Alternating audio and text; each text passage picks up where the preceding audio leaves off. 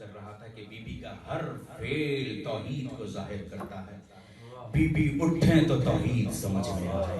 Be be بیٹھ جائیں تو توحید سمجھ میں آئے, بی بی آئیں تو توحید سمجھ میں آئے, بی بی کہیں چلی جائیں تو توحید سمجھ میں آئے, بی بی گھر میں چکی چلائیں تو توحید سمجھ میں آئے, بی بی بچے کو گود میں اٹھائیں تو توحید سمجھ میں آئے, بی بی چادر کے سائے میں آئیں تو توحید سمجھ میں آئے, بی بی مباہلے میں جائیں تو توحید سمجھ میں آئے, بی بی کے دروازے پہ کوئی آ جائے تو توحید سمجھ میں آئے, بی بی کے دروازے پہ نبی سلام کرے تو توحید سمجھ میں آئے. اب اتنی توحید شناس بی بی سے کوئی گواہ مانگے تو وہ بی بی کی صداقت کے لیے نہیں, اپنی گمراہی کے گواہ مانگ رہا ہے.